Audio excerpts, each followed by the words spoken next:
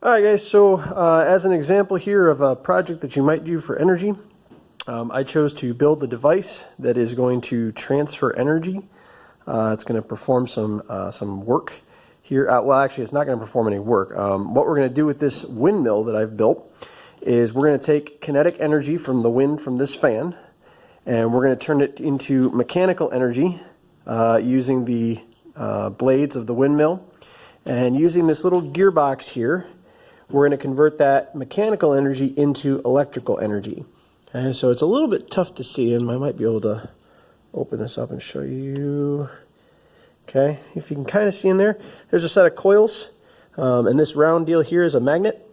And so when you move a magnet around a set of coils, you produce an electric current. And the hope is that when we turn this fan on, that it'll spin here, the gears will turn, it'll spin that magnet, and we'll create electrical energy out here in this LED. I've had mixed results so far actually getting the LED to light up, but if we can't see it actually light up, we'll be able to measure the amount of current using this voltmeter. Okay, so let's give this a shot here. Let me put the camera down for just a second.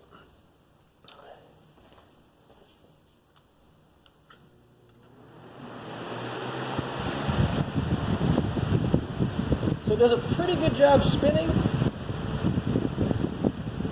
It's kind of hard to see. The current is not real consistent, but if you look real close, it's a little out of focus. You can see that LED flashing. So I've got a few issues with it. It's not perfect. I think the windmill blades themselves are a little unbalanced, and that's why the current ends up being kind of intermittent. But just so we can see here, let's see if we can make sure I get the voltmeter in. Let's try. Sorry, I had to weight it down there a little bit. It was kind of blowing around, so could use a little more weight. That's definitely actually going to take away from the efficiency here. Hopefully you can see that meter. Let's try and hold it up here while I. There we go. There we go. Got the camera there. It's interesting now with it weighted down, we're getting a little bit more juice, I think, because we're not losing so much efficiency to blowing around the windmill itself. But let's see if we can stick the voltmeter on here and actually try to measure the voltage that we're producing across this. And I think what you're going to see is that it's going to jump around quite a bit.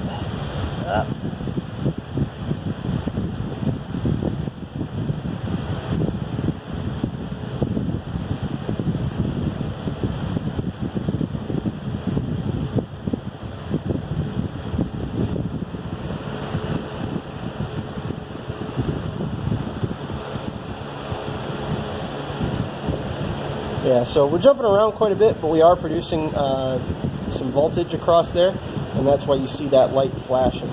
So again, what we're doing here is we're taking kinetic energy from the wind, we're pushing the fan blades, which is technically producing some more kinetic energy, right, in the movement of the fan blades.